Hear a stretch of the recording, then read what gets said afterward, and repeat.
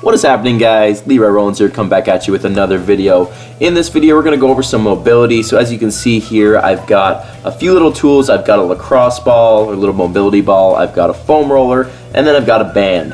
So in this video, guys, we're going to go over some mobility and dynamic warm-up stuff I do at the beginning of my workouts. I get asked all the time what kind of stuff I do, and as you guys know, in some videos I'll post like a little time lapse going over some stuff, but I figure I'd break it down in this video here, going over just some basic stuff that I do.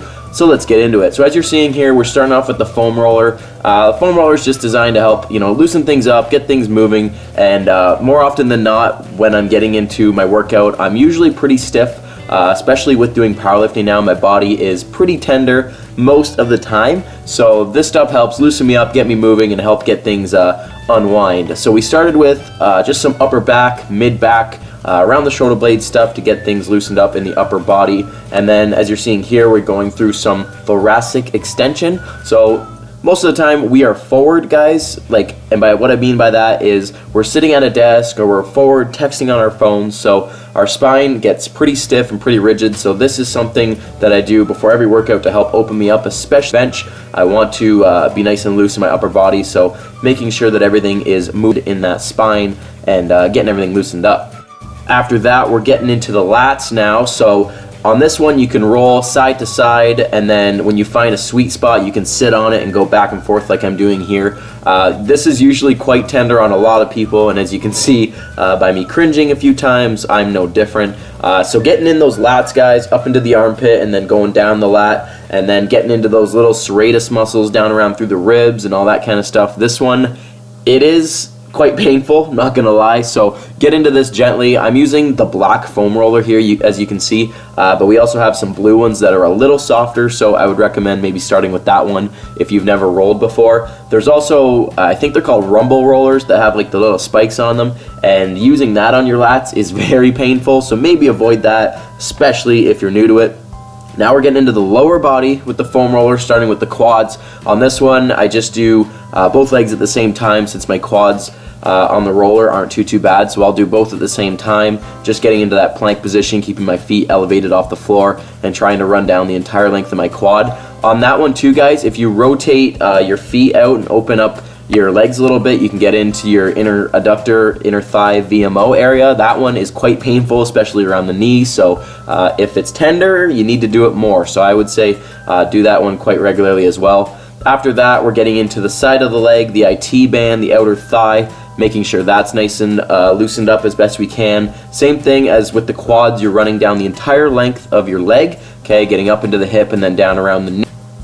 Okay, so that's it for rolling, guys. So I'm gonna set the roller aside here in any second now. Sometimes I'll do my calves too if they're tight, but they're always tight, so there's some other things that I'll do for my calves. So now we're grabbing the little ball there, and I'm gonna use that to get into my glute. For myself, my glutes are really tight, so that kind of inhibits my squatting from time to time. So that ball, you're gonna get into a position on your back, just like I'm doing here, and then you're gonna cross one leg over. That's gonna open you up so you can get right in the area, and then you're gonna roll around on the glute, getting on the outside, inside, wherever is tender, get in there, guys. This is usually quite painful as well, so if you're new to it, take your time with it. It's gonna be tender. Take your time, like get slow, get in there, dig deep. As you can see there, I just took my leg out of it and moved it around. That's another thing you can do, is take your leg off and move that around and find those tight areas, those corners, as Kelly Starrett would say, and get in there and dig it out.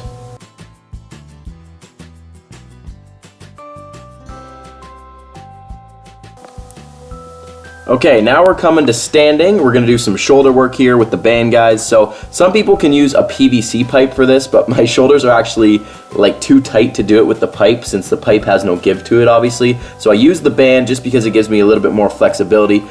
When I come around and over my head, I need it to separate a little bit so I can get all the way around. This stuff is just designed to get those shoulder joints loosened up. As you guys know, it is a ball and socket joint, so the upper arm bone, your humerus, sits in your shoulder and then rotates and circles all the way around. So we want to get that joint nice and loosey-goosey.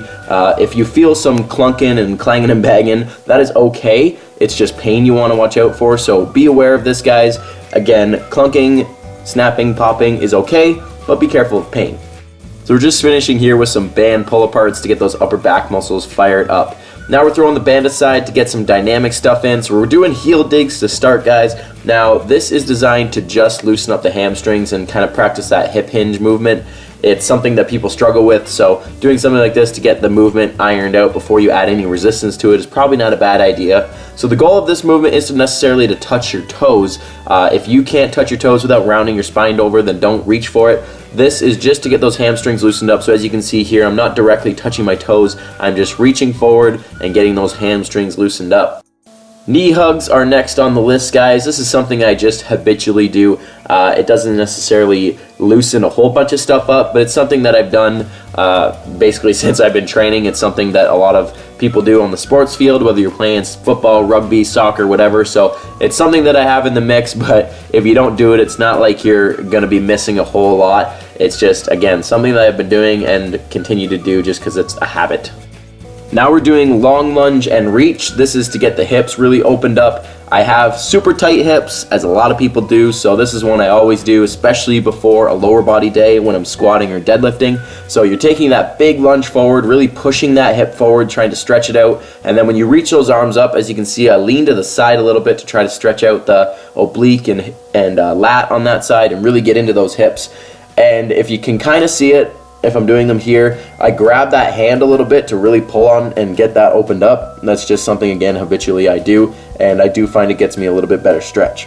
Next up, we've got this lunge and rotation. So when you lunge, you're getting that big step forward again to stretch those hips out, and then you're dropping one hand down and reaching, turning into that front leg. So this one starts to get a little bit more upper body into it as well. As you can see, you're getting that rotation through your upper body, getting that spinal rotation, and then really priming your body for a full body workout, which is, especially with me powerlifting now, again, the workouts aren't necessarily one body part focused. They're focusing on the big movements. So as you guys have seen in a lot of my training videos, I do often bench, squat, or deadlift, or some sort of variation of each almost every day that I train. So it's important to get my full body warmed up, not just my shoulders and not just my hips. We are on the floor now, guys, doing a little bit of stuff. We started with some cat-cows. That's kind of a yoga maneuver, I think. So my yoga girl at the gym is going to be pissed if I don't know these things.